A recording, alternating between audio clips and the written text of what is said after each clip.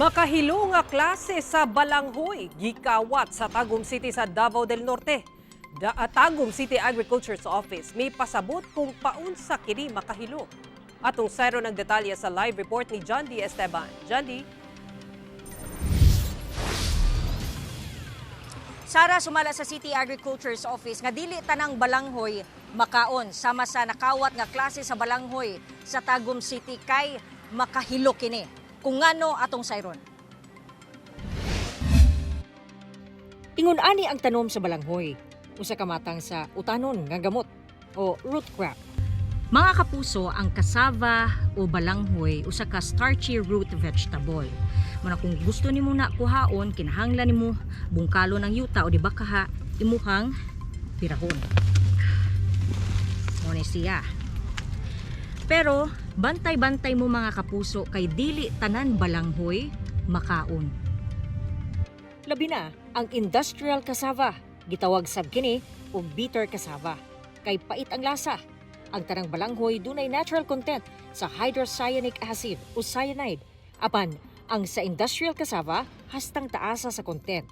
Makahilo kini. Ang iyahang tanom mas taas ug mas kusog motubo samtang ang dahon mas kipot o talinis.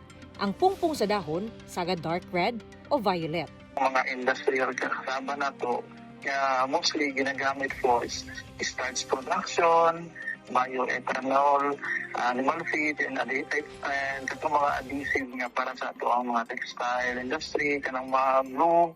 Ang industrial cassava yun noon, just mostly is taas yun sa o katong hydrocyanic acid. Gina-aware lang yun natong katawan nga, katong nga varieties, dili na lang yun siya food kinaman po for food nga mga cassava, which is pang human consumption. Nabalaka ang Tagum City Agriculture's Office sanglit gikawat ang pulo ka sako nga dunay 600 kilos ang gibugaton sa industrial cassava sa usa ka mag-uuma sa Barangay Pagsabangan niadtong April 21 ug 22. Naa na daw kini buyer nga gamiton unta sa paggama ug glue. Kaya basig man gud abot sa bagsakan ma'am ba. So delikado gid siya kaayo. Specifically ma'am, lakandos to siya nga kuan ma'am, variety sa atuang ko cassava. Ibulat mo gud na siya ma'am, ipa-dry gid na siya kay para ma-process. Ay, ang mag-dry gani ana daw sa una ma'am kay makuyapan tungod sa kanang malipong tungod sa iyahang content. Sa mga makakita og ingon ani nga ginabaligya, mamahimong i-report sa otoridad aron masusi ug masiguro nga dili kini makaon sa tawo. Nagpahimangno sab ang Kagro sa katawhan nga bisan tong mga pwede kaunon nga variety sama sa golden yellow kinahanglan gihapon lutuon ug maayo. Ang tanang balanghoy kinahanglang panitan, hugasan ug lutuon ug maayo sama sa pagpabukal o pag-steam aron mawala ang natural nga cyanide content niini.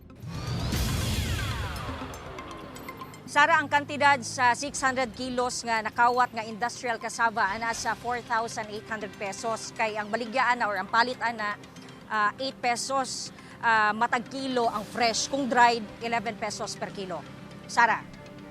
Okay, daghang salamat John D. Esteban.